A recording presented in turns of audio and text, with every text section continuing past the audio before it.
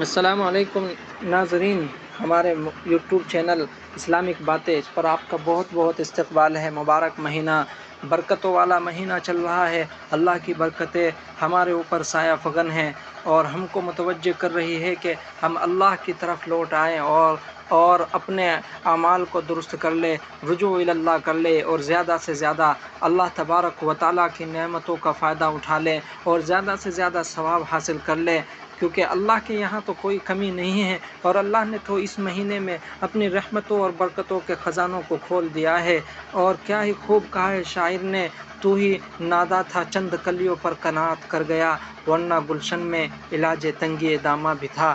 کہ یہ ہماری ہی کمی ہے کہ ہم تھوڑا ثواب حاصل کر رہے ہیں، ورنہ تو اس مہینے میں تو جتنا حاصل کر لو کوئی کمی نہیں ہے، کوئی کمی نہیں ہے اللہ کی طرف سے۔ جتنا حاصل کر لو اتنا تمہارے پلے میں آ جائے گا، اتنا تمہارے حصے میں آ جائے گا۔ سامعین، اس ویڈیو کا مقصد آپ لوگوں کو رمضان کے دو خاص عمل بتانا ہے کہ اس میں کیا کرنا ہے۔ آئیے ہم حدیث کی روشنی میں آپ کو یہ بتلانا چاہتے ہیں کہ اس مہینے میں ہمیں کیا کرنا ہے۔ حضرت سلمان فارسی فرماتے ہیں کہ رسول اللہ صلی اللہ علیہ وسلم نے شعبان کے آخری دن میں ایک وعظ فرمایا اور بہت اچھی طریقے سے ہم تمام لوگوں کو یہ بات سمجھائی کہ رمضان کے مہینے میں کیا کرنا ہے، کیا نہیں کرنا ہے، یہ اس بات کا مفہوم ہے۔ تو آئیے میں آپ کے سامنے وہ بات ذکر کرتا ہوں، اس لمبی حدیث سے مختصر 2-3 باتیں آپ لوگوں کے سامنے ذکر کرتا ہوں، آپ ان کو اپنے اس مہینے کا جزو لازم بنا لیجئے۔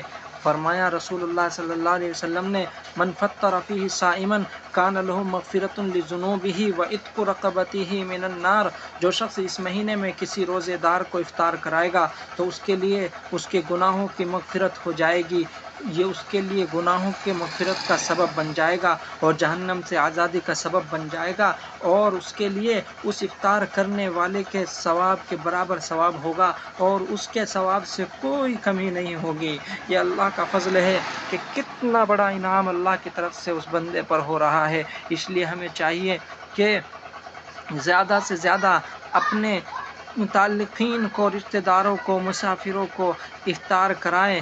تو صحابہ نے یہاں پر ایک اشکال کیا کہ اللہ کے رسول، ہم میں تو ہر کوئی طاقت نہیں رکھتا کہ ہم کسی کو کچھ کھلائے پلائیں، ہمارے پاس کہاں کچھ ہے کہ ہم کسی کو افطار کرا دیں۔ تو اللہ کے رسول نے فرمایا کہ صحابہ، آپ ایک بات سنو، یہ جو اللہ تبارک و تعالیٰ ثواب دیتے ہیں نا، یہ اللہ تبارک و تعالیٰ پیٹ بھر کھلانے پر ہی ثواب نہیں دیتے کہ تم بہت زیادہ چھکا کر کے کھلاؤ گے تبھی یہ ثواب ملے گا، نہیں، بلکہ اگر کوئی ایک کھجور سے کسی کا افطار کرا دے، ایک گھونٹ پانی سے کسی کا افطار کرا دے، یا ایک گھونٹ لسی سے کسی کا افطار کرا دے، تو اللہ تبارک و تعالیٰ اس کو بھی یہ ثواب عطا فرماتے ہیں، اس کے یہاں کوئی کمی نہیں ہے۔ سامعین، یہ بڑی فضیلت کی بات ہے۔ اس کے علاوہ دوسری بات جو آپ لوگوں کی خدمت میں عرض کرنی ہے، اسی حدیث کا دوسرا ٹکڑا ہے۔ رسول اللہ صلی اللہ علیہ وسلم نے فرمایا، اکثروا فیہ من 4 خصال خصلتین ترضون بہما ربکما خصلتین لا غنی بکما عنہا، کہ 4 چیزوں کو اپنے ذمہ لازم پکڑ لو، 4 عادتوں کو لازم پکڑ لو، 2 تو ایسی ہیں کہ جن کے ذریعے تم اپنے رب کو راضی کرو گے، اور 2 ایسی ہیں کہ جن کے بغیر تمہیں کوئی چارہ کار نہیں ہے۔ وہ 2 خصلتیں کہ جن سے تم اپنے رب کو راضی کرو، ان میں سے ایک یہ ہے شہادت اللہ الہ الا اللہ، کلمہ لا الہ الا اللہ وان محمد الرسول اللہ، اس کی کثرت کی جائے۔ اشہد ان لا الہ الا اللہ واشہد ان محمد الرسول اللہ، اس کی کثرت کی جائے اور کثرت سے اس کو پڑھا جائے۔ اور دوسری چیز وہ ہے استغفار، یستغفرون، زیادہ سے زیادہ اللہ سے مغفرت طلب کی جائے۔ استغفر اللہ الذی لا الہ الا هو الحی القیوم، استغفر اللہ الذی لا الہ الا هو الحی القیوم۔ اپنے لیے، اپنے مسلمان بھائیوں کے لیے، تمام امت مرحومہ، تمام جو دنیا سے رخصت ہو گئے، سب کے لیے مغفرت کریں۔